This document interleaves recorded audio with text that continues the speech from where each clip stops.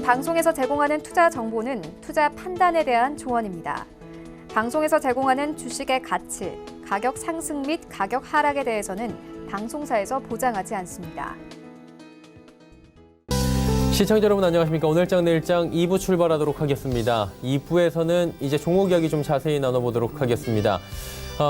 종목 이야기와 함께 종목 상담까지 이어갈 텐데요. 하단에 번호 나가고 있습니다. 100원의 정보 이용료 부과되는 샵 0082번을 통해서 궁금하신 종목명, 매수 가격 그리고 매수 비중을 적어서 보내주시면 두 분의 전문가와 함께 잠시 뒤에 상담 이어가 보도록 하겠습니다. 저희 서울경제TV는 유튜브 채널을 통해서도 함께 하실 수가 있습니다. 하단에 검색하는 방법 나오고 있습니다. 유튜브 접속 뒤에 검색어에 서울경제TV 검색어 입력하시면 그대로 다양한 채널들이 뜨는데요. 다시 보기도 있지만 제일 상단에 실시간 스트리밍이 있습니다. 클릭해서 들어오시면 TV 채널과 동일하게 시청을 하실 수가 있고요. 하단의 댓글창을 통해서 여러 가지 이야기 그리고 종목 상담까지 함께 하실 수가 있으니까요. 유튜브 채널도 많이 이용해 주시길 바랍니다. 자, 시황부터 점검해 보도록 하죠. 코스피는 2175포인트대입니다. 큰 폭의 하락은 더 이상 진행되고 있지는 않지만 여전히 14포인트, 15포인트대의 하락이 진행 중이고요. 2200선이 오늘 무너져 있는 상황입니다. 자, 그렇다면 하루간의 흐름 정리해 보도록 하겠습니다. 저점은 2172, 고점은 2185, 위아래로 큰 흐름의 변동은 없는 상황입니다. 현재도 이 박스권 내에서 지지부진하게 움직이고 있고요. 수급 주체 좀 확인해 보도록 하죠. 수급 보시면 개인만 삽니다. 2,519억 원 개인이 대량 매수에 들어왔고 기관 외국인 쌍끌이 매도가 들어온 상황인데 기관은 금융투자를 통한 프로그램 매수만 447억 원 소폭 들어오고 있는 상황이고 연기금의 매도가 오늘 630억 원 더 커진 상황입니다. 다음 살펴보도록 하죠. 코스닥 시장입니다. 코스닥 시장은 747포인트대 낙폭을 조금 더 축소하면서 1포인트 안쪽으로 들어왔습니다. 하루간의 흐름 정리해 보도록 하죠. 장중 고점 750포인트 위까지 올라갔었는데 지금 743까지 장중에 또 하락하기도 했고요. 딱 중간 수준인 747에서 현재 움직이고 있는데 변동 크게 없는 상황입니다. 수급 주체 만나볼까요? 개인만 삽니다. 730억 원. 기관 외국인 역시나 동반 매도하는데 기관의 매도 가운데서는 금융투자 쪽에서 매도하고요. 투신 연기금에서는 오히려 삽니다. 외국인 469억 원 매도 잡히고 있습니다. 원달러 환율의 흐름 짚어보도록 하죠. 1125원 30전인데 큰 폭의 변동은 여전히 없습니다. 40전 올라가면서 달러 강세 정도 예측하시면 될 것 같습니다. 금일폰 방송에서 제공해드린 정보는 투자 판단에 대한 조언일 뿐입니다. 해당 주식의 가치와 수익률 보장해드리지 않는다는 점 참고해 주시길 바랍니다. 마감 전략 함께 짚어보도록 하겠습니다. 메리츠증권증권 영업부의 권홍섭 대리 연결돼 있습니다. 안녕하십니까? 네, 안녕하십니까? 예, 오늘 시장 상황도 어제 이어서 좋지 못한 상황인데 전체적인 흐름 정리해 주시고요. 마감 전략 함께 들어볼까요? 네, 오늘 우리나라 증시는 외국인과 기관이 동반 매도에 나서면서 코스피 기준으로 2170선까지 밀리는 흐름이 나왔습니다. 오후가 되면서 기관 외국인이 소폭 매도를 줄이면서 낙폭을 줄이고 있는 상황이지만 쉽지만은 않은 상황입니다. 오늘 하락의 원인은 이제 실망스러운 미국 건설 경기 지표 때문인데요. 지난해 12월 미국 건설 지출은 0.6% 감소, 당초 예상한 0.2%포인트 증가 예상을 뒤집는 수치가 발표되면서 경기 둔화 우려가 현실화되고 있지 않냐는 투심이 작용한 것 같습니다. 지난 주말 발표된 암울한 생산 소비 지표까지 함께 경기 둔화를 우려를 부추기고 있는 상황인데 지난 2월 제조 PMI 지수가 54.2포인트로 16년 11월 이후 최저치를 기록했습니다. 이와 함께 개인 소비 지출도 감소하였는데 금융위기 당시였던 2009년 이후 9년 만에 최대 하락폭으로 위험 자산에 대한 투자가 주춤해지고 있는 상황입니다. 이러한 암울한 지표 탓에 미중 무역 협상에 대한 미 백악 간의 희망적인 발언에도 투심을 달래지 못했는데요. 미중 무역 협상에서 많은 진전을 이룬 것으로 보인다며 조만간 결승점에 다다를 것이라는 발언에도 불구하고 뉴욕 증시는 반등에 성공하지 못했습니다. 또한 무역 협상에서 여전히 조율 중으로 27일 정도 발표가 되어 있는 만큼 불확실성의 리스크가 크기 때문에 리스크 관리가 지금 필요해 보이는 상황이고요. 오늘 그 특징 섹터로는 이제 제약바이오가 지수 하락에도 불구하고 상승세를 나타내고 있습니다. 정부가 의약품 수출과 그리고 신약 개발을 지원하겠다고 밝혔는데 조만간 발표할 수출 활력 제고 대책에 닿는다고 합니다. 국내 제약사들이 글로벌 신약을 개발할 수 있도록 임상 인허가, 비용 부담 완화 등 이런 인프라 지원에 대한 대책을 관계 부처와 공동으로 마련할 계획이라고 밝혔는데요. 이 같은 소식에 이제 국내 제약 바이오 육성에 대한 기대감으로 수급이 몰리고 있는 상황인 것 같습니다. 따라서 이 지속적으로 이제 제약 바이오를 관심에 두시고 실체가 있고 재무 건설성이 튼튼한 종목들 위주로 선별적 투자가 바람직한 상황이다 이렇게 보시면 될 것 같고요. 일단 코스피는 이제 기술적 분석사 추가 상승보다는 이제 횡보할 가능성이 큽니다. 이제 11선이 월봉 기준으로 내려온 상황인데 3월 정도에 2170선을 지키고 그리고 위로는 2230선 이 정도까지만 2200선까지 돌파만 한다면 이제 또 다시 한번 상추세가 됐지만 아직까지는 이제 횡보나 조정이 좀 길어질 거라는 전망이 나오고 있는 상황이고요. 긴 호흡을 가지고 지금 투자하시는데 좀 투자 전략에 참고하시면 될 것 같습니다. 예, 그렇다면 남은 시간 동안에 저희가 관심 갖고 지켜볼 만한 종목이나 업종 보이십니까? 네, 오늘 소개해드릴 종목은 녹십자셀입니다. 이 회사 같은 경우에는 이제 항암 면역세포 치료제인 이뮨셀 애쉬를 판매하고 있는 회사인데요. 우리가 이제 항암 치료를 할 때 화학적 치료와 그리고 이렇게 줄기세포, 이런 면역세포를 이제 배양을 해서 만드는 것들이 지금은 어떻게 보면 성장세가 두드러지고 있는 상황이다 이렇게 보시면 될 것 같습니다. 일단은 이뮨셀 LC는 2015년에 이제 국내 세포 치료제로서는 최초로 100억을 돌파를 했고요. 지금 이제 사드 영향으로 중국향 매출은 좀 부진한 상황이지만 앞으로 이제 미중 무역 분쟁에 대한 해소 이런 부분들이 완화가 되면서 중국을 중심으로 한 해외 수출도 본격화도 기대가 되는 상황입니다. 그리고 이제 녹십자셀의 경우에는 이제 과거 구로에서 이제 보정동 녹십자가 있는 본사로 이전을 했는데요. 올해 의약품 생산 시설인 GMP 인증이 전망이 되고 있는 상황입니다. 한 1년 정도 거치는데 작년 7월 정도 이사를 마쳤기 때문에 올해 7월 정도에서는 생산 시설의 GMP가 인증될 가능성이 큰 상황이고요. 만약에 이제 GMP 시설이 확정이 되면 이제 세포 배양이라든지 그리고 CMO 사업들을 추가적으로 할 수 있기 때문에 앞으로도 신사업에 대한 기대가 큰 상황입니다. 19년도 흑자는 역시 계속적으로 지속될 거라고 생각이 되고 있고요. 바이오 가운데서도 이제 재무 건설성을 확보한 이 동사가 만약에 바이오 수급이 좀 돈다면 약간 좀 탄력적인 움직일 가능성이 크기 때문에 관심 있게 보시면 될 것 같고요. 가격적인 전략은 오늘 종가 매수가 좋아 보이고 목표가는 69,000원, 선절가는 51,000원 가지고 매매를 하시면 될 것 같습니다. 네, 녹십자셀에 대해서 마감까지 지켜보자라고 정리해 주셨습니다. 오늘 말씀 여기까지 듣겠습니다. 고맙습니다. 네, 감사합니다. LC증권증권 영업부의 권홍섭 대리와 함께했습니다.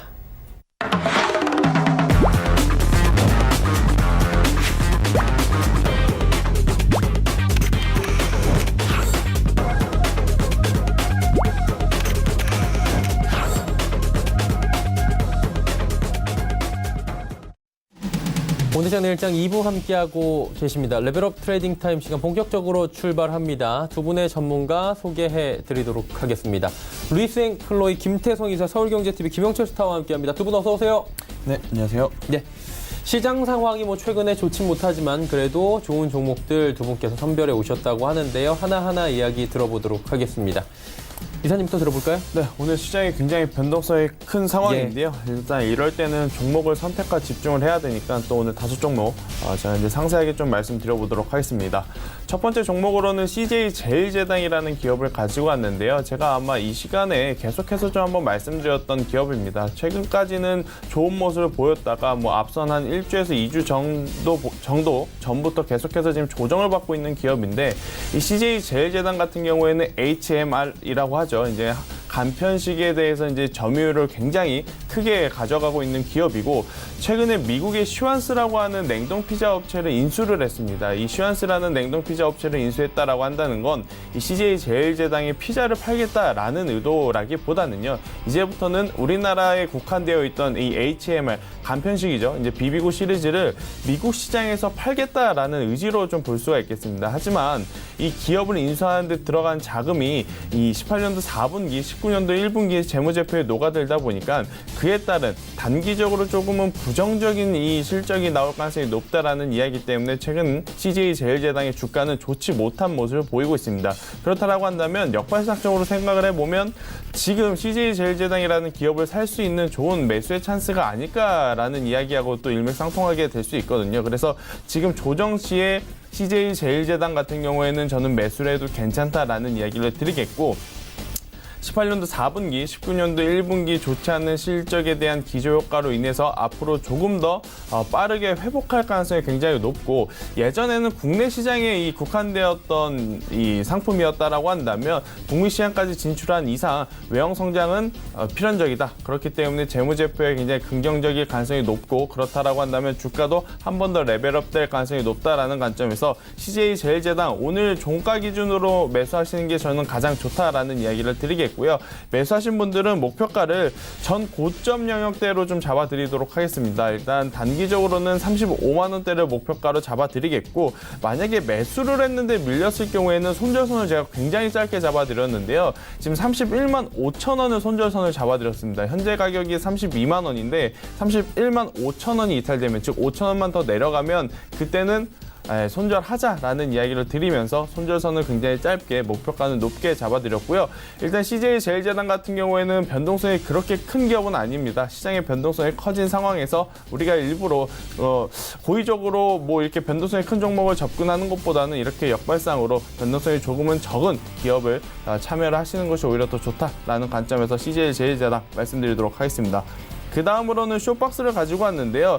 쇼박스도 마찬가지예요. 어떤 게 마찬가지냐면 CJ제일제당처럼 최근까지 주가의 흐름은 그리 좋지는 않았습니다. 왜냐하면 계속해서 이제 발표됐던 영화 신작에 대한 기대감이 좀 좋지 않았거든요. 아무래도 이제 흥행에 실패하다 보니까 쇼박스의 주가가 그리 좋지 못했지만 그래도 3월달 말에 이제 개봉이 되는 돈이라고 하는 영화가 있습니다. 이 유준열 주연의 이 돈이라고 하는 영화에 대한 지금 기대감은 굉장히 높은 상황이다 보니까 아무래도 쇼박스의 주가는 이 영화의 그러니까 영화의 흥행 여부와 상관없이 조금은 더 추가적인 상승을 저는 기대해 볼 수 있다라고 말씀드릴 수가 있을 것 같아요. 만약에 그런 기대감으로 올랐다가 진짜로 영화가 흥행이 되게 되면 주가는 더 올라갈 가능성이 높다라는 관점에서 보시면 될 것 같고요. 쇼박스는 오늘 종가에 매수를 하셔서 매수하신 분들은 단기적 목표가 3,600원까지 이제 보시는 것이 가장 좋다라는 이야기를 드리겠고 만약에 매수를 하셨는데 여기서 추가적인 조정을 받는다라면 3,200원이 이탈이 되게 되면 그때는 현금화하자라는 이야기 드리도록 하겠습니다. 그 다음으로 가지고 온 기업은 에코마케팅인데요.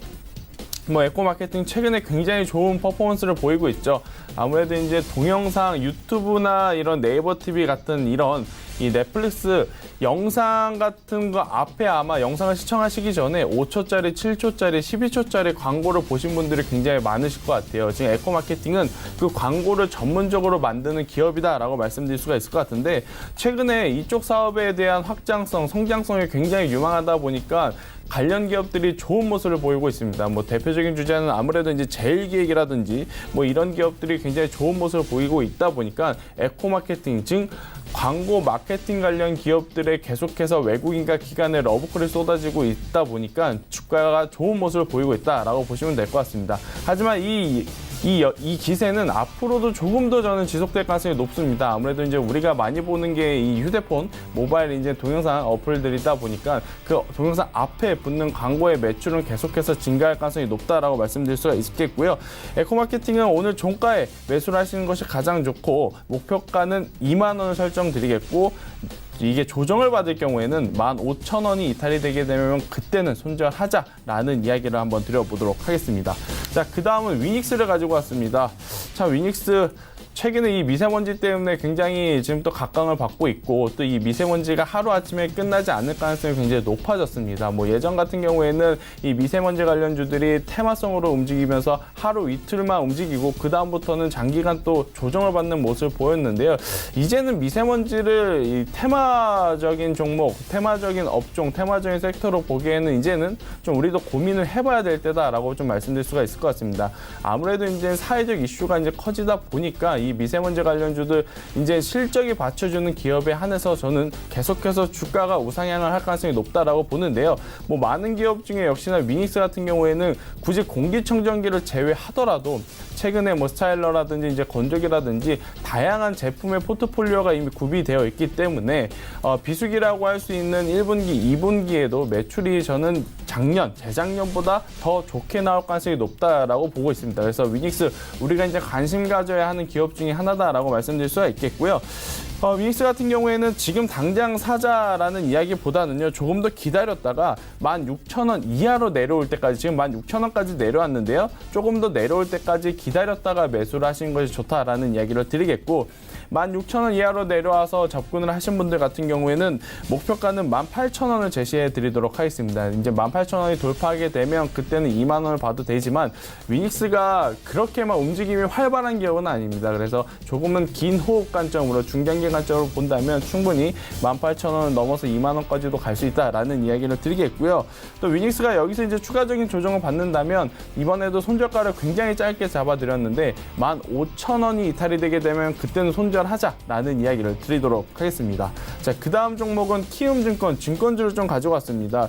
이 증권주에 대해서 지금 많은 말들이 있었었죠. 뭐 1월 달에 되면 뭐 증권거래세 폐지에 대한 이야기를 설 연휴가 지나면 공식화하겠다라는 이야기가 있었는데, 벌써 설 연휴가 지난 지 한 달이나 넘었는데 아무런 이야기는 없었습니다. 일단 그런 재료가 아직 남아있다라고 좀 보고 있고요. 또 어떤 부분을 체크를 했냐면, 작년 12월 기준으로 현재 오늘 오전까지 제가 이 신용 한도 조회를 해봤더니 주식시장에 들어온 신용 금액이 거의 1조가 벌써 넘었습니다. 불과 이제 1월 달에 시장이 굉장히 1월, 2월 달에 시장이 붉다 보니까 많은 개인 투자자분들이 또 빚을 내서 투자를 하신 분들이 많은 것 같아요. 이 신용 금액이 늘어난다라고 한다는 건 증권주들의 앞으로의 실적을 받쳐줄 수 있는 상품이 이 매출을 일으켰다라는 것과 이제 일맥상통한 이야기이기 때문에 이 키움증권, 증권주들의 실적은 1분기 우리가 우려한 것보다는 굉장히 양호할 가능성이 높다라는 관점에서 증권주 우리가 관심 있게 보자라는 이야기를 드리겠고요. 뭐 오늘 종가에 매수를 하시는 것도 굉장히 좋습니다. 뭐 오늘 종가에 매수하신 분들 같은 경우에는 목표가는 9만 원, 전 고점 부분이겠죠. 이제 9만 원 목표가를 제시 드리겠고, 만약에 매수를 하셨는데 밀렸을 경우에는 8만 원이 이탈이 되게 되면 손절하자라는 이야기를 한번 드려보도록 하겠습니다. 오늘 전반적으로 제가 드리는 종목 5종목의 손절가가 추천드리는 가격 대비 굉장히 짧게 잡아드렸는데 지금 시장의 변동성이 커질 가능성이 높습니다. 뭐 대내적으로 뭐 미중무역 협상에 대한 이야기가 있기 때문에 이렇게 변동성이 큰 시장에서 발빠르게 대응하는 것이 가장 좋지 않나라는 이야기를 마지막으로 드려보도록 하겠습니다. 네. 일단은 지금 뭐 시장의 변동성도 굉장히 강하게 나타나고 있기 때문에 손절 라인을 꼭 지켜달라라고 말씀을 해 주셨습니다. 김영철 스타 바로 연결합니다. 어떤 종목부터 출발할까요? 네, 일단 첫 번째 종목은 GTBNT 말씀을 좀 드려야 될 것 같은데요. 뭐 아시는 것처럼 최근에 제약바이오 종목이 상당히 좀 강한 움직임들을 좀 보여주고 있습니다.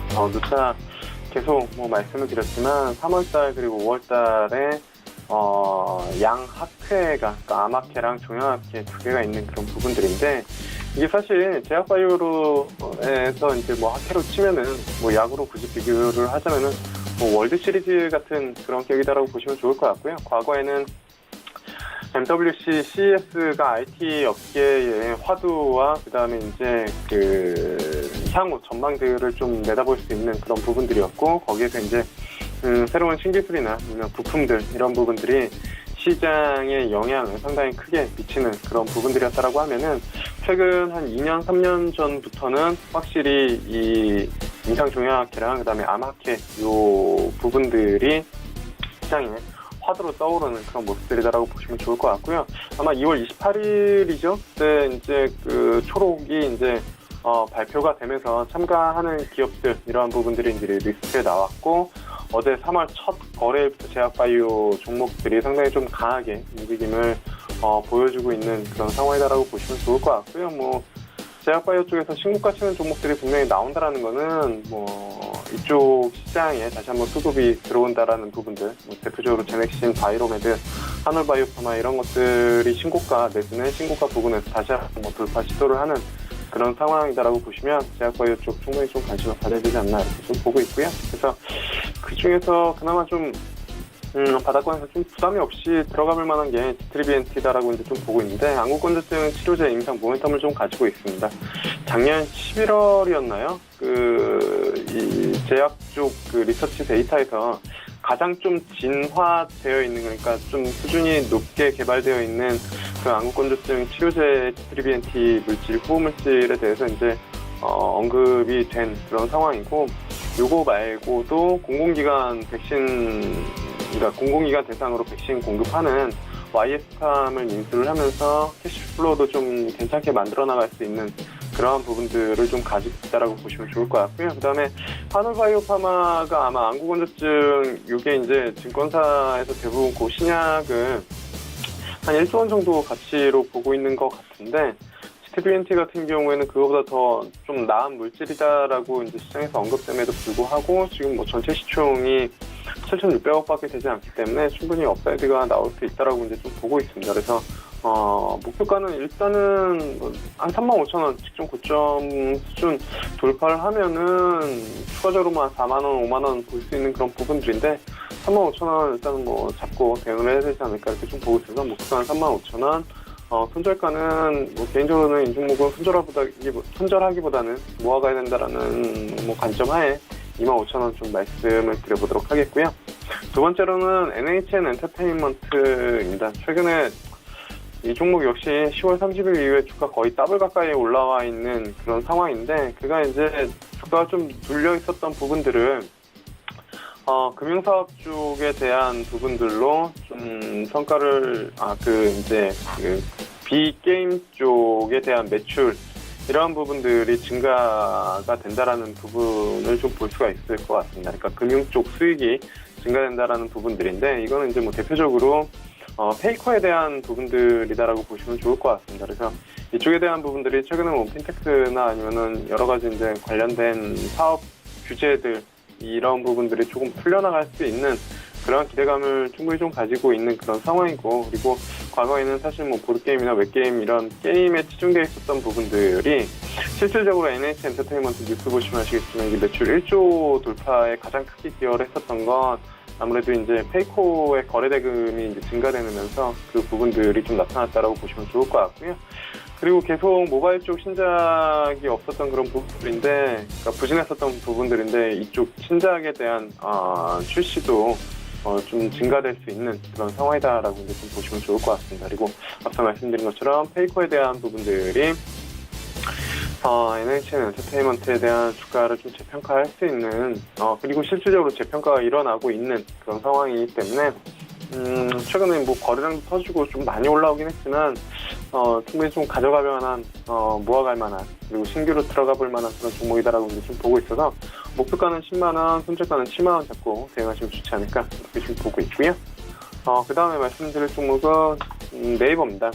사실 카카오가 확실히 금융 쪽에서는 먼저, 입지를 좀 다져놓은 그런 상황이고, 저도 최근에 그 여러 가지 이제 페이들이 쉽고, 그 다음에 뭐 삼성페이도 계속 사용하고 있고, 그 다음에 인터넷에서 거래할 때 뭐 지문으로 그냥 바로 그 핀번호 누르는 6개 누르는 거 있잖아가지고 지문으로 결제를 그냥 해버리는 그런 상황인데, 카카오페이 같은 경우에 그 뭐 여러 가지 영화관이나 뭐 이곳저곳 결제할 때도 상당히 유용하게 작용을 하고 있는 그런 부분들이고, 그래서 확실히 시장에 먼저 잘 들어온 그런 부분들이 있는데, 그렇다라고 하면은 네이버가 그거를 못할 것이냐에 대한 부분들, 그래서 네이버 쪽 그 라인 금융사업 그 성과에 대한 이쪽에 대한 그 접근 시각도 좀 새롭게 봐야 되지 않을까, 이렇게 좀 보고 있고요. 그 다음에 개인적으로는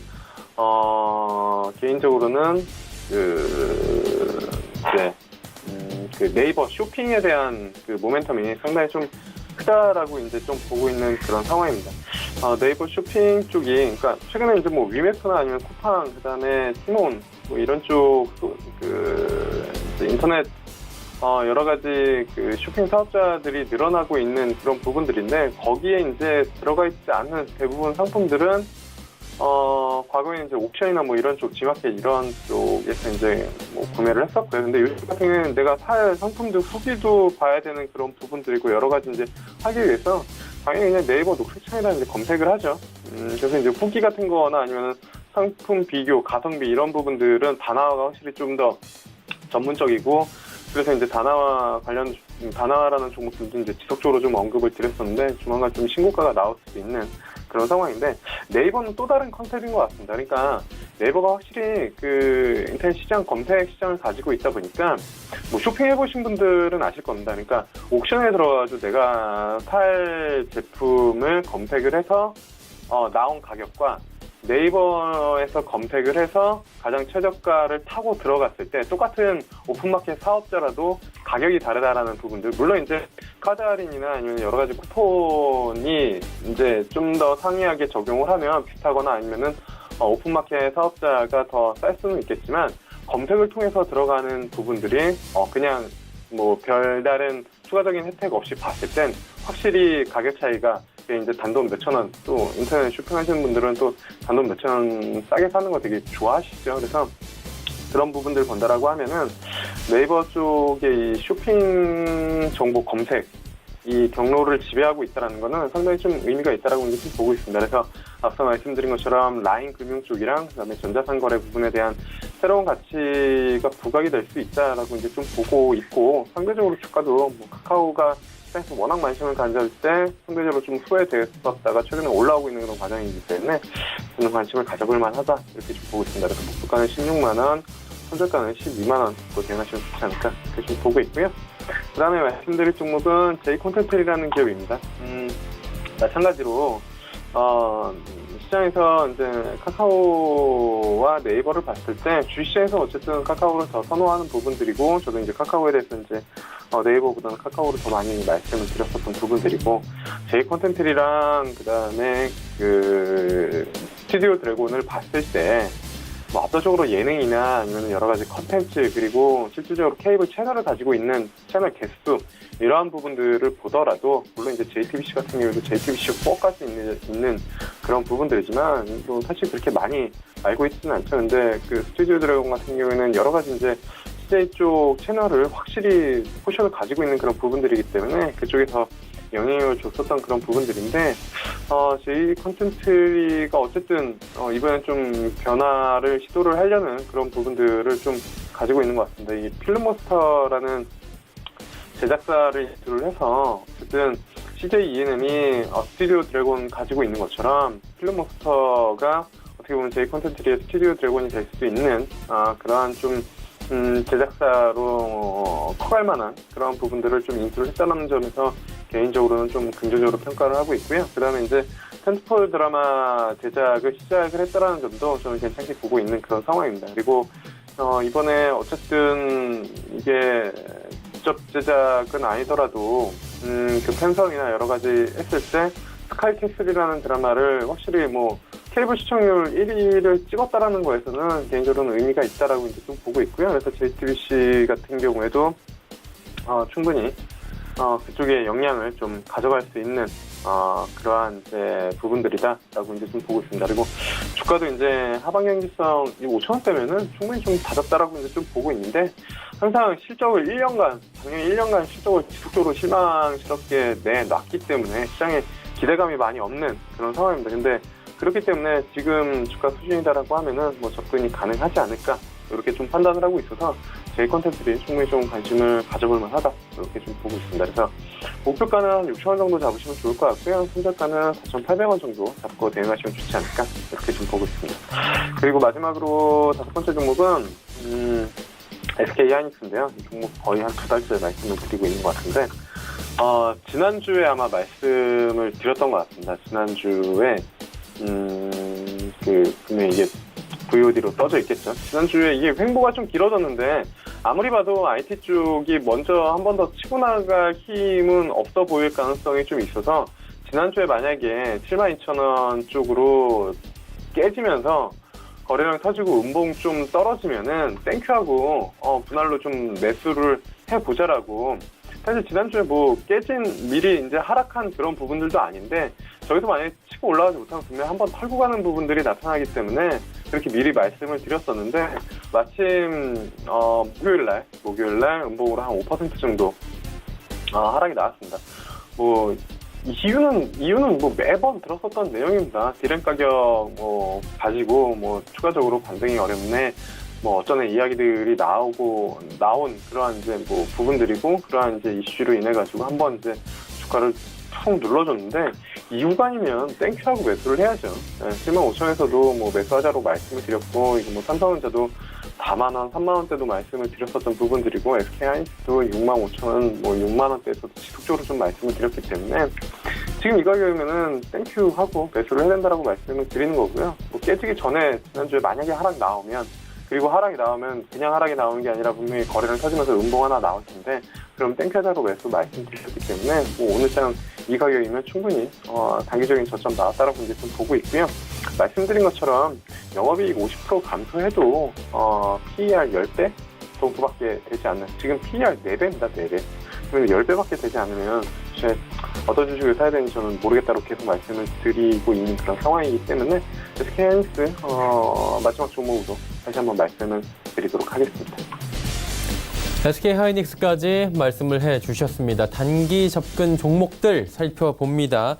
자, KG 이니시스에 대해서 김태성 이사께서 말씀해 주셨는데 어땠습니까? 네, KG 이니시스가 뭐 안타깝게도 그렇게 좋지만은 않았습니다. 아무래도 이제 매수 추천한 이후로 아마 첫 손절 가격을 터치한 기업이 아닐까 싶은데요. 일단 손절 가격을 이탈했기 때문에 손절하는 게 저는 맞다라고 이야기를 드리겠습니다. 뭐 기업에 어떤 이상이 있거나 뭐 실적이 좋지 않아서 빠졌다라기보다는 최근에 아무래도 이제 남북 경협이 결렬된 이슈가 좀 많이 컸던 것 같아요. 뭐 남북 경협주로 엮였던 건 아닌데 그날 아무래도 시장 전반적으로 외국인이라든지 기관의 매도세가 굉장히 많았기 때문에 KG 이니시스도 그날 굉장히 큰 폭으로 좀 많이 떨어졌었거든요. 하지만 이제 어제 오늘 다른 기업들이 회복한 것과 비슷하게 회복하지 못하는 모습을 보이다 보니까 실망 매물이라든지 이제 차익 매도 물량이 나오면서 계속적인 조정을 받고 있다라고 보시는 게 맞을 것 같습니다. 그래서 죄송스럽습니다만은 KG 이니시스를 이제 방송을 보시고 참여하신 분들은 지금 손절가를 딱 지난 가격대이니까요. 지금이라도 손절을 하시고 다음 종목으로 종목 교체를 하시는 것이 더 좋다라는 이야기를 드리도록 하겠습니다. 네. 안타깝게 김태성 이사가 그동안 단기 접근했던 종목 중에 유일하게 첫 번째로 지금 손절 라인 터치하는 종목이 됐다라고 말씀을 해주셨습니다. 이번 주에는 어떤 종목이 좀 좋아 보이십니까? 네, 일단 이 KG 이니시스를 좀 만회할 종목을 예. 가지고 와 봤는데요. 아무래도 이제 가장 좀 빠르게 움직일 가능성이 높은 쇼박스를 가지고 왔습니다. 일단 쇼박스 같은 경우에는 영화를 배급하는 기업이다라는 이야기를 드렸는데요. 지금까지 좋지 못한 주가의 흐름을 보였던 건 아무래도 이제 실적적인 측면이죠. 대표적인 흥행작들이 없다 보니까 뭐 최근에 이 쇼박스의 주가가 좋지 않았습니다. 뭐 뺑반지라고 하는 작품이 이번에 상영이 됐지만 이 기대에 미치지 못하는 또 부진을 보였기 때문에 쇼박스의 주가가 그동안 좋지 않았다라고 말씀드릴 수가 있겠습니다. 다만 이 3월 중후반부에 나오는 이 신작이 있죠. 돈이라고 하는 이 영화의 이 흥행 기대감이 지금 강하기 때문에 이 기대감으로 또 쇼박스의 주가가 충분히 탄력적으로 움직일 가능성이 높다라고 말씀드릴 수가 있을 것 같고요. 일단 수급적인 측면으로도 외국인의 수급이 어제부터 지금 강하게 들어오고 있는 모습입니다. 그래서 우리가 쇼박스 오늘 종가에 매수를 해서 관심 있게 보자라는 이야기를 드리도록 하겠고요. 종가에 매수하신 분들은 앞서 이제 전략 드린 대로 3,600원 목표가 제시 드리고 만약에 밀렸을 경우에는 3,200원이 이탈이 되게 되면 그때는 정리하자라는 이야기 드리도록 하겠습니다. 네. 알겠습니다. 자, 이제 김영철 스타 바로 만나보도록 하겠습니다. 신세계 인터내셔널 지금 말씀을 해주신 바가 있는데 결과 어땠습니까? 네, 신세계 인터내셔널 지난주에 이제 말씀을 드릴 때 조만간 고가 돌파하면서 신고가 나올 가능성이 상당히 좀 높다라고 말씀을 드렸는데 마침 오늘 방송하는 날인데 신고가가 나왔습니다. 오늘 장중에 고가 기준으로 한 8% 정도 움직였고 그때 이제 지난주 화요일 날 말씀을 드렸으니까 거의 한 8, 9% 뭐 움직였을 텐데 뭐 지금 현재가 기준으로는 5, 6% 정도 올라와 있는 그런 상황인 것 같습니다. 그때도 말씀드렸지만 BDB치 쪽에 대한 그 성장세가 상당히 좀 괜찮은 것 같습니다. 컨셉을 상당히 좀 잘 잡은 것 같고요. 뭐 화장품계의 샤넬이라고까지는 아니지만 그러한 이제 뭐 기사들이 나오는 것조차도 어쨌든 컨셉을 확실히 좀 잘 잡았다라는 점이 시장에서는 긍정적으로 좀 평가가 되고 있고 실질적으로 중국 소비자들에게 잘 먹히는 그러한 부분들인 것 같습니다. 그래서 뭐 어쨌든 이익단이 지속적으로 좀 올라갈 가능성이 좀 높기 때문에 추가적으로 이제 신고가 한번 돌파를 해서 뭐 추가적으로 상승 충분히 좀 가능하지 않을까 이렇게 좀 판단을 하고 있습니다. 신세계 인터내셔널 지금 잘 달리고 있는 상황이고요. 뭐 신고가 경신하면서 그렇다면 이번 주에는 어떤 종목이 좀 단기적으로 유망해 보이십니까? 아무래도 그 AACR 그 학회 있기 전까지는 3월 말에서 4월 초에 있죠 이제. 그래서 그 전까지는 어쨌든 제약바이오 쪽이 좀 괜찮을 것이다라고 이제 좀 보고 있어서 오늘 말씀드린 종목 중에서 제약바이오 종목은 G3BNT 한 종목 이제 말씀을 드린 부분들이고요. 마침 오늘 한 3% 정도 조정 나오면서 지금 갭 메꾸러 가는 그런 부분들이기 때문에 뭐 오늘 종가 그리고 내일 시주가 순으로 좀 접근을 해보시면 괜찮지 않을까 이렇게 좀 판단을 하고 있습니다. 네, G3BNT 오늘 단기 접근 종목으로 괜찮아 보인다라고 말씀해 주셨습니다. 자, 오늘 시장의 특징 종목들 살펴보도록 하겠습니다. 김태성 이사는 어떤 종목이 특징적으로 보이십니까? 네, 파트론이라고 하는 기업을 가지고 예. 왔는데요. 이제 최근에 주가에 견고한 상승 플로우가 있었고 또 오늘 신고가를 달성하는 모습을 보였던 파트론을 간략하게 좀 말씀을 드리면 이 파트론은 카메라 모듈을 전문적으로 생산하는 기업이다라고 말씀드릴 수가 있겠습니다. 그렇다라고 한다면 가장 중요한 건 아무래도 휴대폰 판매 대수겠죠. 근데 이제 판매 대수가 과거에 비해서 폭발적으로 늘어지 않음에도 불구하고 이 파트론이 만들고 있는 카메라 모듈의 이 매출은 급속도로 지금 성장한 모습을 보였는데요. 이게 왜 그러냐면 예전 같은 경우에는 모바일, 즉 휴대폰 하나에 카메라 모듈이 하나가 들어갔다라고 한다면 최근에 대부분의 스마트폰에는 모듈이 3개에서 4개 정도 들어간다라고 보면 될 것 같습니다. 그러다 보니까 판매 대수가 큰 폭으로 증가하지 않음에도 불구하고 예년과 비슷한 이 모바일 판매 대수만 기록한다 하더라도 파트론이 생산하고 있는 카메라 모듈의 매출은 증가할 수밖에 없는 구조다라고 보시면 될 것 같아요. 그래서 이제 파트론 같은 경우에는 모바일 시장이 그리 좋지 않음에도 불구하고 4분기 굉장히 좋은 실적을 냈고 또 향후 계속적인 성장세를 보일 가능성이 높다라는 관점에서 지금 주가가 굉장히 견고한 플로우를 보이고 있다라고 볼 수가 있겠고요. 또 두 번째죠. 카메라 모듈 외에 또 지문인식 센서 모듈을 지금 제작을 하고 있습니다. 지금 갤럭시 S10 이번에 언팩 행사에서도 가장 화두가 됐던 기능이 바로 지문인식 센서인데요. 또 이쪽 관련해서 부품을 만들다 보니까 앞으로의 성장성 모멘텀 또한 충분하다라는 관점에서 이 파트론의 주가가 계속 현재까지 그러니까 최근에 주가에 견고한 상승 플로우가 있었고 또 오늘 신고가를 달성했다라고 말씀드릴 수가 있겠는데 사실 지금부터 아무리 좋은 기업이라 할지라도 시장 참여자들이 접근하기에는 굉장히 부담스러운 자리다라는 이야기를 한번 드려보겠습니다. 단순히 오늘 굉장히 좋은 모습을 보였기 때문에 특징주로 가져왔던 거지 시장 참여자분들이 이 기업을 지금 매수해서 접근을 해서 수익을 보기에는 조금은 어렵다라는 이야기를 드리도록 하겠습니다. 네, 파트론에 대해서 말씀을 해주셨고요. 지금 당장 매수하는 시점은 아니다라고 강조를 해주셨습니다. 김영철 스타께서는 오늘 화요일 시장에 어떤 종목이 특징적으로 보이십니까?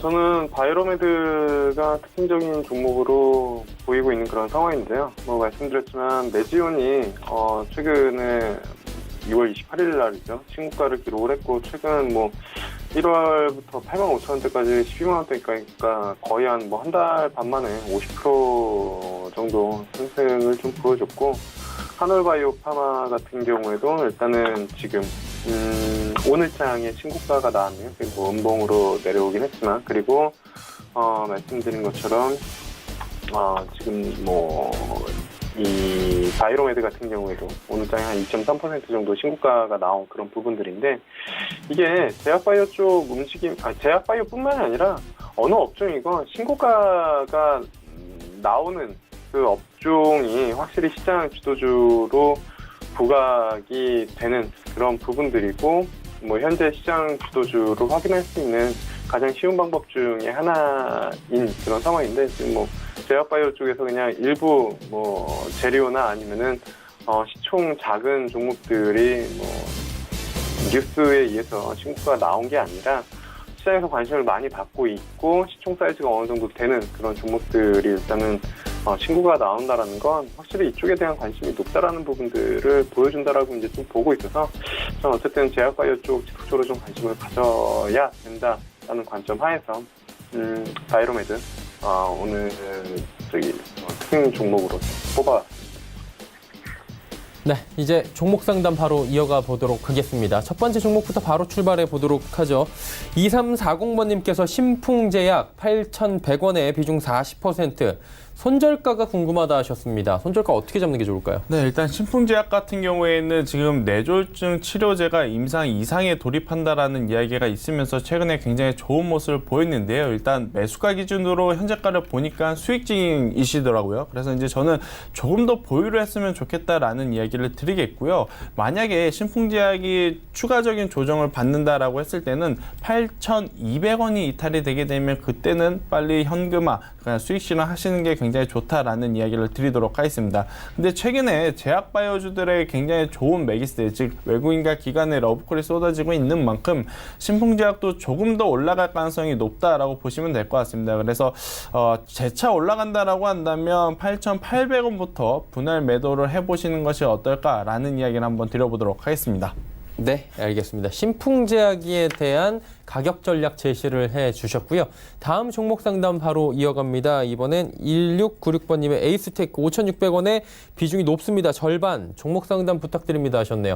김영철 스타님 어떻게 할까요? 일단은 뭐 5G 같은 경우는 신성장 섹터 중에 분명히 뭐 전기차랑 뭐 소차 그리고 뭐 제약바이오 이러한 그 섹터와 더불어서 시장에서 관심을 받고 있는 그런 섹터 중에 하나고 그 관점에서 뭐 일단은 움직임이 좀 활발하게 나오고 있는 그런 상황이다라고 이제 좀 보시면 좋을 것 같고요. 비중 50% 좀 높긴 하지만 어쨌든 뭐 수익권이고 그다음에 뭐 주가가 꺾인 부분들도 아니고 그다음에 추가적으로 5G 쪽에 대한 성장 사이클이 이제 시작되는 시점이기 때문에 저는 조금 더 끌고 가면서 수익을 극대화해도 좋지 않을까 이렇게 좀 보고 있고요. 일단은 뭐 차량용 안테나 사업이랑 그다음에 무선통신 사업 쪽 이쪽에 국내 1위 기지국 안테나 업체다라고 이제 좀 보시면 좋을 것 같고 뭐 삼성전자랑 에릭슨 쪽 작년에 이제 뭐 매출 증가되면서 그러한 부분들도 이제 좀 주가에 반영이 된 그런 부분들이다. 그리고 5G 장비는 작년 말 아마 11월부터 이제 그 납품이 시작이 된 걸로 알고 있고요. 그 다음에 올해는 아마 에릭슨 향이 이제 납품이 되는 것으로 좀 나와 있는 그런 상황이다 보니까 전반적으로 올해 실적에 대한 기대감도 상당히 좀 높은 그런 상황이다라고 이제 좀 보시면 좋을 것 같고요. 시장에서는 약간 이 전환사채 관련된 이슈가 조금 뭐 있기는 하지만 실적이랑 그 다음에 뭐 5G가 뭐 몇 년 지난 그런 부분들이 아니라 올해 실질적으로 개화되는 그런 부분들이고 삼성전자 쪽 납품 시작했고 그다음에 추가적인 벤더 쪽으로 납품 가능성이 있는 그런 부분들이기 때문에 개인적으로는 이 종목 역시 신고가를 한번 기록할 가능성이 좀 높지 않을까. 이게 2018년이죠. 작년에 6,570원 뭐 찍었었던 그런 부분들인데 여기는 최소한 한번 넘겨주지 않을까. 그래서 지금 이 자리에서 최소한 10% 정도는 더 업사이드는 일단 나오고 조정을 받더라도 한 번 더 슈팅이 나왔다가 조정이 나올 가능성이 좀 높다라고 보고 있고요. 조정이 나온다라고 하더라도 저는 뭐 꺾였다라기보다는 분명히 실적에 대한 모멘텀 가져가기 때문에 좀 더 뭐 비중 조절 잘 하시면서 끌고 가면 좋지 않을까 이렇게 좀 판단을 하고 있습니다. 에이스테크에 대한 이야기 해주셨고요. 다음 종목 시젠 넘어가 보도록 하겠습니다. 1882번님의 시젠 28,800원에 비중 10%입니다. 비중은 적정한 것 같은데요. 네, 일단 시젠 좋은 기업입니다. 최근에 이제 MDS-AP라고 하는 또 의료기기 단일 심사 프로그램 인증을 좀 받았는데요. 이게 뭐냐면 이 프로그램 인증서가 있어야지만 호주라든지 북미 시장에서 이제 제품을 팔 수 있다라는 겁니다. 이제 우리나라에서 아무리 좋은 제품을 만들다 하더라도 해외, 즉 이제 구매처가 되는 곳에서 이 인증서가 없으면 판매가 불가한 제품들이 많은데요. 지금 이 시젠 같은 경우에는 그 인증서를 획득했다라고 하는 좋은 뉴스가 있다라고 보시면 될 것 같습니다. 그렇다라고 한다면 지금까지 이 외형 성장이 많이 부족했던 부분을 이번에 이 인증서 획득으로 인해서 외형 성장을 또 크게 한번 이뤄낼 가능성이 높다라고 좀 보실 수가 있을 것 같은데요. 그래서 저는 조금 더 보유를 해보자라는 이야기를 한번 드려보도록 하겠습니다. 또 수급적으로 보면 기관과 외국인도 계속적으로 지금 강한 러브콜을 보내고 있는 만큼 2만 원이라는 이 가격대가 이탈되지 않는다라고 한다면 충분히 3만 원이라고 하는 가격대까지 갈 수 있다라는 이야기를 드리겠고요. 3만 원이라고 하는 것은 이 CGN의 차트를 월봉으로 해놓고 보게 되면 충분히 전 매물대가 있는 이 3만 원 가격대까지는 지금 매물 저항 가격이 없기 때문에 충분히 갈 수 있다라는 이야기를 한번 드려보도록 하겠습니다. 일단 이 인증서가 있다라는 것은 향후 이 제품을 좋은 것에 팔 수 있는 기회이기도 하고 그것은 즉 재무제표의 영업이익이 늘어난다라는 것과 일맥상통한 이야기이기 때문에 시즌 조금은 더 여유로운 시선을 가지고 가져가 보자라는 이야기를 드리도록 하겠습니다. 자, 다음 종목 하나만 더 빠르게 가보도록 하겠습니다. 5476번님의 무림 PMP 6,300원에 비중 15%. 김영철 스타님 어떻게 하는 게 좋을까요? 그래도 다행히 진짜 이 종목 작년에 정말 핫하게 움직이면서 뭐 한 10,000원대까지 갔었는데 6,300원이면 바닥권에서 잘 잡았다라고 이제 좀 보고 있고요. 뭐 기술적으로도 21선 다 돌려내온 그런 상황이고 지금 뭐 양호한 실적 밸류에이션 다시 부각된 그런 부분들에다가 그 낙폭과대 이슈도 같이 있는 그런 상황이기 때문에 좀 일단은 뭐 보유해도 괜찮다라고 이제 좀 보고 있습니다. 단지 기술적으로 21선 여기서 쭉 타고 올라가서 다시 이제 지정 고점 트라이 하면 좋겠지만 만약에 21선 깨지면은 다시 한번 뭐 차익 실현 좀 나오면서 더 눌렸다 갈 수도 있기 때문에 기술적으로 21선 잡고 대응하시면 좋지 않을까 이렇게 좀 보고 있습니다. 알겠습니다. 무림 PMP에 대한 이야기까지 들어봤습니다. 자, 마감 얼마 남지 않았고요. 마감 지수 저희도 체크해 보도록 하겠습니다. 코스피부터 만나보도록 하죠. 2176포인트대입니다. 큰 변동 없이 여전히 13, 14포인트 정도 하락 이어가고 있는 상황입니다. 하루간의 흐름 마지막으로 좀 정리를 해볼 텐데 보시다시피 2172포인트 장중 저점 찍고 소폭 올라왔습니다. 저점 대비 한 4포인트밖에 올라오질 못한 상황이고 수급 주체 확인해 보도록 하죠. 개인이 2,666억 원 순매수합니다. 기관, 외국인 지금 1,206억 원, 외국인은 1,524억 원 순매도 각각 하면서 쌍끌이 매도가 시장을 좀 누르고 있는 상황입니다. 금융투자 쪽의 프로그램 매수는 여전히 587억 원 정도 들어오는데 연기금의 매도 물량이 520억 원 정도 강하게 지금 누르고 있습니다. 시가총액 상위 종목들의 흐름입니다. 보시면 삼성전자, SK하이닉스, LG화학까지 모두 빠집니다. 오늘 전기, 전자업종, 화학, 철강, 금속 거의 다 빠집니다. 하지만 제약바이오 업종들은 오늘도 소폭씩 올라가는데요. 셀트리온 대표적으로 1.2% 상승합니다. 6위부터 12종목들도 살펴보도록 하죠. 이곳에서도 제약바이오주만 올라갑니다. 삼성바이오로직스 5,500원 상승하면서 1.46% 상승 흐름. 하지만 현대차, 한국전력, 네이버, 포스코 모두 빠지는데 특히나 포스코의 낙폭이 8,500원으로 가장 큽니다. 다음 살펴볼까요? 코스닥 시장입니다. 747.91, 0.16포인트 하락합니다. 거의 낙폭이 없다라고 보합권까지 올라왔다라고 보시면 됩니다. 하루간의 흐름 정리해 보도록 하죠.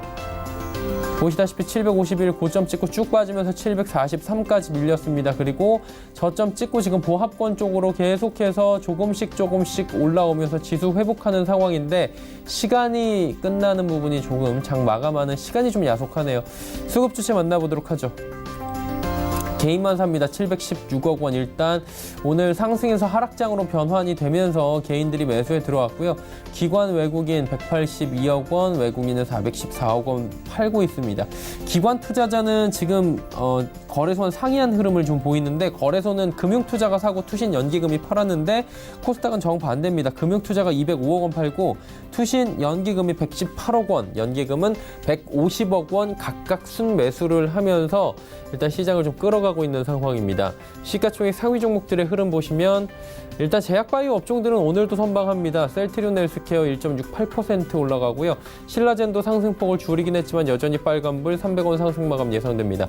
바이오메드 이제 30만 원이 코앞입니다. 신고가 또 경신하면서 올라가고 있고 CJENM과 포스코캠텍이 빠지는데 CJENM은 1.71% 조정 나오고 포스코캠텍의 조정이 좀 큽니다. 4.41% 오늘 하락 나오는데 2차전지 관련 종목들 대다수가 오늘 하락을 하고 있는 모습이 에코프로부터 해서 보여지고 있는 상황입니다. 다음 살펴볼까요? 6위부터 12종목들입니다. HLB 1.92, 스튜디오 드래곤은 1.4% 빠지지만 메디톡스, 코오롱 티슈진, 펄어비스는 모두 다 상승 흐름을 가져가면서 오늘 시장 마감 예상됩니다.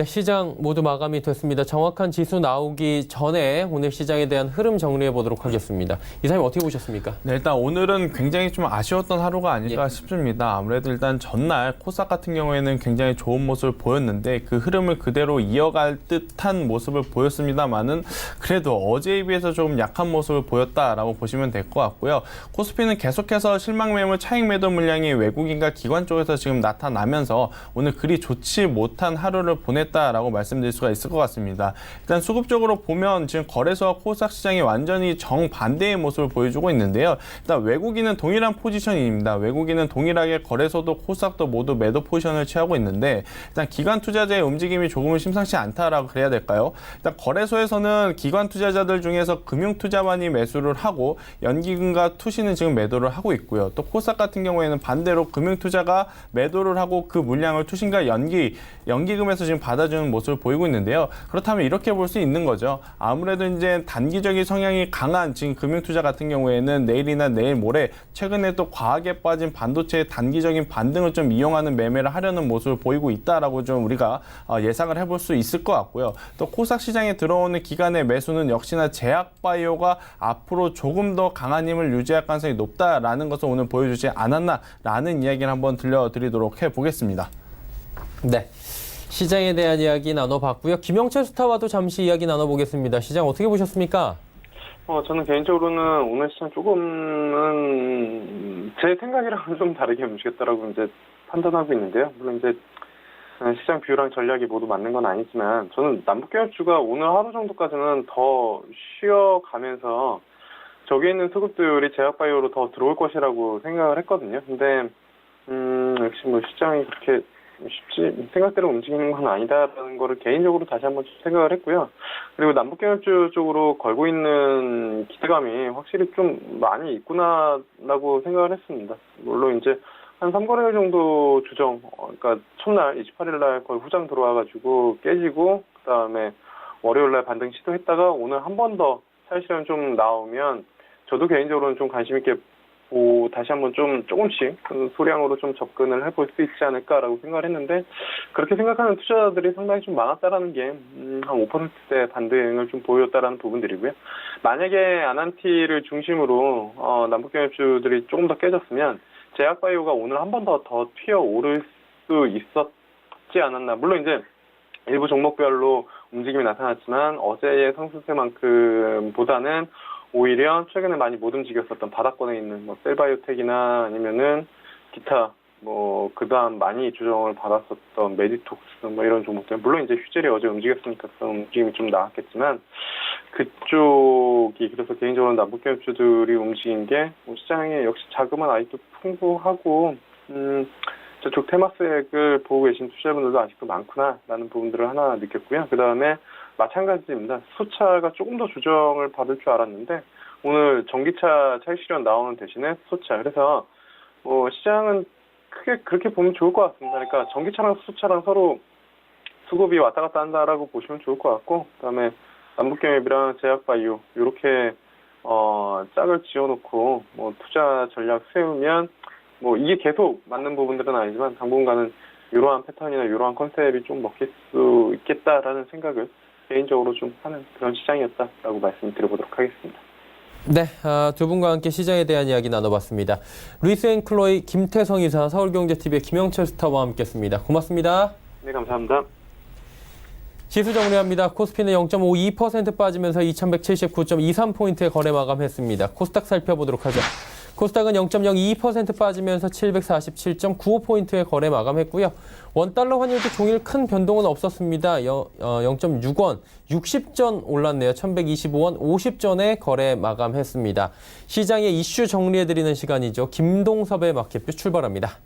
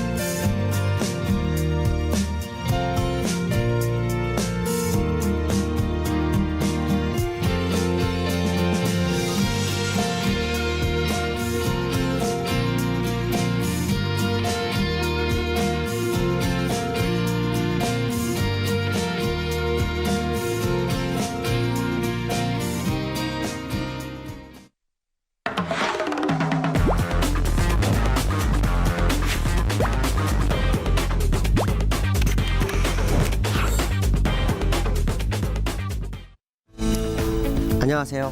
김동석입니다. 오늘도 어제에 이어서 국내장이 약세의 모습을 보였죠. 지난번에 제가 미국하고 중국 이 두 나라와 디커플링 가능성에 대한 언급을 해드렸는데요.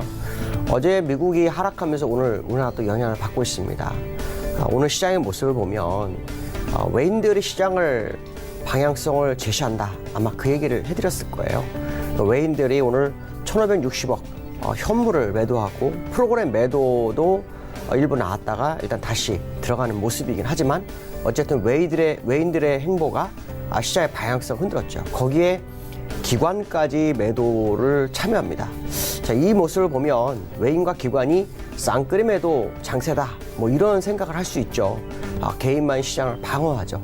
다만 오늘 추가 하락을 견인했던 것은 기관하고 외인이 선물에서 그나마 매수를 감행했죠. 그것이 시장의 방향성을 깊게 빠지지 않게 하는 모습을 보였다라고 말씀드릴 수 있는데요. 지금 시장의 모습을 보시면 다음 주면 만기가 또 됩니다. 이 만기가 되게 되면 시장 포지션이 굉장히 중요하죠. 근데 어저께까지는 큰 변화가 없었거든요. 근데 오늘 포지션이 누적으로 좀 약간 변화가 생겼습니다. 그래서 이 포지션이 맞는지 안 맞는지 봐야겠죠. 특히 지난번에 제가 만기권에 밑에서 결제가 나야 되는데 위에서 결제가 난 것은 차월물이나 차차월물에 같이 포함돼서 그런 것 같다라고 했기 때문에 다음 달에 차월물에서 아마도 이 포지션이 보이는지를 봐라라고 말씀드렸는데요. 지금 포지션의 누적을 보면 지금 외국인은요 280 여기까지 콜매도입니다. 이게 다 콜매도죠. 295부터 292 그다음 290, 280 다 매도입니다. 누적 매도입니다. 그러면 이게 지금 현재 매도 자리가 얼마냐면 2175입니다. 근데 재미난 것은요. 풋을 매도한다는 거는 콜이라는 거거든요. 근데 그 밑으로 275부터는 올 풋 매수가 감행하는 외국인의 모습이 나온다는 거죠. 제가 왜 이거에 대해서 중요하게 말씀드리냐면 기관들을 안 보고 외국인을 보는 이유는 이번 시장은 외국인들이 MSCI 중국 A주 쪽으로 방향성을 선회하려는 그러한 시장의 모습이 나왔고 그것이 이제 외인들의 시장의 방향성을 유린할 수도 있다. 뭐 이런 생각을 해보는 과정이거든요. 그런 과정인데 만기가 이제 한 주 앞으로 다가왔는데 포지션이 극과 극의 모습을 가져오는 현재의 모습은 상당히 의미를 부여하지 않을까. 물론 이것은 아무도 맞출 수는 없습니다. 간혹가다 정확하게 맞히기도 하지만 어쨌든 중요한 것은 뭐냐면 일변도적인 어떤 포지션 구축은 상당히 의미를 부여할 수 있다라는 생각을 해봐야 되지 않을까 이렇게 말씀드릴 수 있고요. 글로벌 이슈에 대해서 좀 보도록 하죠. 글로벌 이슈. 자, 미국장 어저께 무역협상 회의론이라는 게 나옵니다. 지금까지 무역협상이 타결되면 거기에 따른 시장의 모습. 그래서 기대치가 계속해서 주가에 반영했죠. 그래서 미국에서 어저께는 트럼프가 시진핑하고 27일 날 정상회담을 하고 거기서 합의안에 서명을 할 거다. 뭐 이런 호재가 있는데도 불구하고 갑자기 회의론이 부상을 합니다. 이 회의론의 내용은 제가 아마 말씀드렸던 그 내용입니다. 지적재산권을 어떻게 할 건지, 기술 이전에 대한 부분은 어떻게 할 건지, 합의가 100% 이루어지지 않을 것이다. 뭐 이런 얘기가 시장에서 돌기 시작합니다. 그러면서 무역협상에 대한 좋은 의견보다는 약간 부정적 의견이 시장을 지배하는 모습이 나왔다라는 것이 현재 시장의 모습인데요. 만약 협상 타결이 됐다. 그랬을 때 우리나라 같은 경우는 어떻게 될까요? 연간 26조 정도의 손해가 나고 합니다. 또 만약에 협상 타결이 됐는데 중국이 이것을 이행하지 않으면 어떻게 될까요? 결국 관세 문제가 또 시장의 화두가 될 수 있다는 거죠. 그리고 협상이 잘 마무리됐어도요. 이것이 결국 판례처럼 돼서 유럽이나 일본이나 우리나라에도 영향을 미칠 거다라고 본다면 제2의 무역전쟁이 남아있을 수 있고 거기에 우리나라는 중심 나라가 될 수도 있다라는 생각을 한 번쯤 해봐야 될 것 같습니다. 결국 시장이 중국 무역협상으로 끝나야지 가장 좋은데 그렇지 못한 상황이 온다면 호재보다는 악재 쪽으로 더 기울 수 있는 재료들이 남아있는 것이 아니냐라는 생각을 해봐야 될 것 같고요. 기술적 분석을 보죠. 제가 아마 이 기술적 분석을 보여드리면서 며칠 전부터 그런 얘기를 했을 겁니다. 미국 시장은 일봉에서 비석형 캔들이 나오면 적어도 4일에서 5거래일 정도 싸움을 벌이다가 그 이후에 방향성이 나온다. 그런데 비석형 음봉이 나오면 일반적으로 하락으로 스트레이트로 하락할 확률이 굉장히 높다. 아마 이런 표현을 써드렸을 겁니다. 기억하시는지 모르겠는데요. 약 5일 전에, 6거래일 전에 비석형 캔들이 나왔고요. 그것은 추세선 상단에서 나왔습니다. 그러고 난 다음에 4일간 싸움을 벌였습니다. 그러고 난 다음에 어저께 음봉이 나왔는데 올라오는 21선의 지지력을 보이면서 일단은 아랫꼬리가 생겼습니다. 근데 문제는 뭐냐면 지금 시장을 끌어올렸던 재료가 무역 협상에 대한 기대감, 그것이 시장을 끌어올리는데 27일이면 이제 이달 말쯤 되는데 합의가 이루어질 것 같다는 분위기를 시장이 형성했는데도 불구하고 회의론이 나왔다는 것은 상당한 의미를 부여합니다. 왜냐하면 지난번에 미국 시장이 올라올 때는요, 한 달 정도, 보름 정도 남겨놓고 기대치에서 올랐어요. 근데 마무리 국면에서 회의론이 나왔다. 그것도 한 달 정도 남겨놓고. 그렇다면 시장의 모습은 어떨까요? 어쩌면 오늘 밤에 21선, 정확하게 말씀드린다면 25,665가 깨지는 모습이 혹시 나온다면 제가 아까 말씀드린 것처럼 비석형 캔들의 하락의 모습이 나올 수 있다는 거죠. 그게 깨지지 않고 만약에 위로 올라간다면 더 올라가시는 부분이 있습니다. 그러나 이 추세 연장선상으로 갈 수 있는 공간은 제한돼 있다라고 해석을 할 수 있겠죠. 자, 그렇다면 결국 지금 밑과 위로 봤을 때 움직일 수 있는 공간의 한계가 위쪽에는 있고 아래쪽에는 한계가 약 더 넓은 상황이라고 한다면 어느 쪽으로 균형이 갈지는 여러분들이 좀 확인해 볼 필요성이 있지 않을까 이렇게 말씀드릴 수 있고요.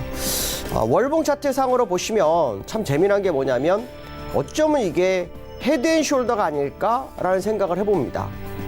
일목균집의 후행 스팬을 보시면 가운데 머리가 높죠. 그다음 왼쪽 어깨가 높죠. 그리고 지금 오른쪽 어깨가 낮아지면서 지금 나오는 모습이기 때문에 만약에 여기서 헤드앤숄더가 나온다면 상당히 좀 위험할 수 있겠죠. 근데 그 부분이 무역 협상에 대한 기대치가 아닌 불확실성으로 다가온다면 시장이 어떻게 대응할지 좀 봐야 되지 않을까 이렇게 말씀드릴 수 있고요. 특히 북미 회담에서 좋은 결과를 트럼프가 가져가지 못했기 때문에 제가 아마 그 얘기를 했을 겁니다.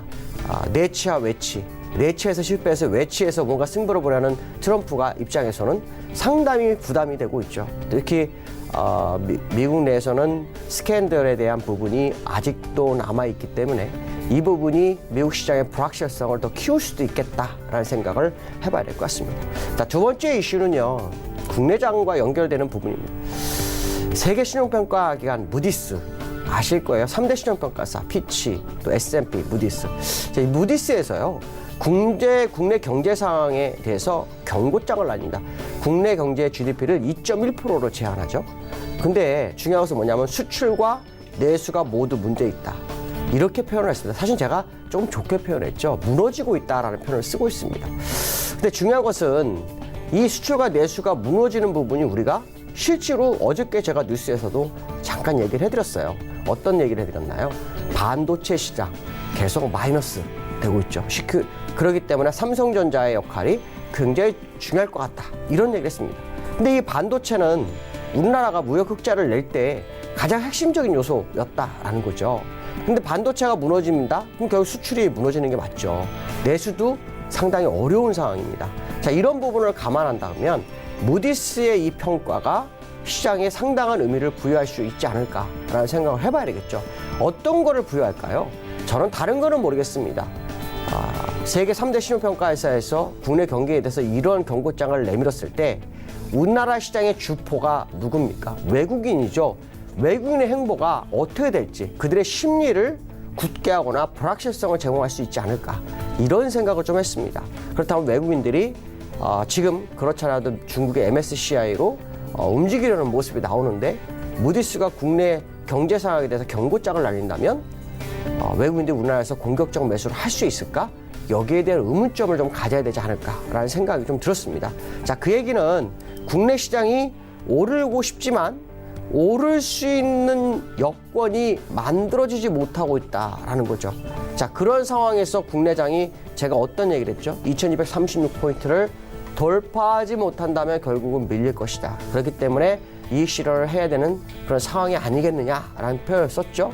그렇다면 오늘도 역시 국내장이 밀렸는데 이게 일시적으로 밀리는 거 끝날 것인가에 대한 부분을 한번 좀 생각을 해봐야 되는데요. 앞에서 제가 반도체 시장에서 삼성전자 얘기했으면 삼성전자 지금 캔들을 한번 보시면 추세 상단선에서의 음봉 두 개가 나왔죠. 요거를 잘 보십시오. 요거하고 지금 거래소하고 지금 어떻습니까? 똑같습니다. 지금 차트가. 자, 그 얘기 무슨 말이냐면 어제도 잠깐 말씀드렸지만 삼성전자의 횡보가 시장의 방향성을 제시할 거다라는 생각을 해봐야 되겠죠. 그렇다면 삼성전자가 향후 국내 시장에 아주 큰 변수로 작용할 거다라는 생각을 해봐야 되는데요. 여기서 우리가 중요하게 생각해야 될 것은 2236포인트를 돌파 못한 상태에서 우리가 심리적 지지선으로 숫자상으로 봤을 때 2200포인트가 굉장한 지지선으로 작용을 해야 되는데 너무 쉽게 무너지면서 2200에서 멀어지는 시장이 되고 있다라는 거죠. 자, 이 얘기는 무슨 말일까요? 2200에서 지지를 못했다는 거. 그거는 결국 투심이 지지력에 대한 생각을 전혀 안 한다라는 생각을 해볼 수도 있죠. 물론 언더슈팅이 됐다 올라올 수 있는 부분도 있어요. 그러나 분명한 것은 이러한 부분이 시장에 빠르게 나타나는 것은 결코 좋은 상황이 아니지 않을까라는 생각을 해보는데요. 일봉 차트를 보시면 지금 제가 기준선 부분을 한번 말씀드렸었는데 기준선 부분 이 부분입니다. 2175. 여기는 무너뜨리지 않았어요. 근데 일목균형표상으로 후행 스팬이요. 캔들과 마주했습니다. 이렇게 되면 후행 스팬이 가파르게 올라가야 되는데 가파르게 올라갈 수 있는 재료가 없는 한 후행 스팬은 안으로 밀려 들어오게 돼 있습니다. 내일 바로 밀리죠. 그럼 2, 3일 안에 또 한 번에 밀릴 수 있는 소지가 굉장히 크다라고 생각한다면 지금 기준선에서의 지지력을 100% 믿기는 어려울 것 같다라고 말씀드릴 수 있고요. 2200이 무너졌는데 재미난 것은 코스닥은 올라옵니다. 코스닥은 오늘 보시면은 약보합으로 끝났죠. 지금 캔들의 모습을 보니까 이 추세선, 제가 말씀하셨죠. 거래소는 추세선 상단선을 맞고 떨어졌지만 국내선은 여기까지 못 갔다는 거죠. 코스닥은. 그렇다면 코스닥이 여기까지 다 맞추고 같이 내려올지를 좀 지켜봐야 되는데 시간론적으로 보니까 지난번 고점에서 지금까지 이번 주까지 25주고요. 지난번 저점에서 현재까지 31주입니다. 그 얘기는 무슨 말이냐면 다음 주가 시장의 변곡이 되는 코스닥이 될 거다. 그 얘기는 코스피가 버티는 상황이 났을 때 코스닥은 일시적으로 추가적 상승 가능성을 내비치는 것이 아니냐라는 생각을 해봐야 될 것 같습니다. 오늘 여기까지 하겠습니다. 감사합니다. 시장의 이슈들 정리해드렸습니다. 금일본 방송에서 제공해드린 정보는 투자 판단에 대한 조언이었습니다. 해당 주식의 가치와 수익률 보장해드리지 않는다는 점 참고해 주시길 바랍니다. 오늘장 내일장 저희가 준비한 소식은 여기까지입니다. 편안한 오후 시간 보내시길 바랍니다. 저희는 내일 오후 2시에 더 알찬 소식을 들고 찾아뵙도록 하겠습니다. 함께해 주신 여러분 고맙습니다.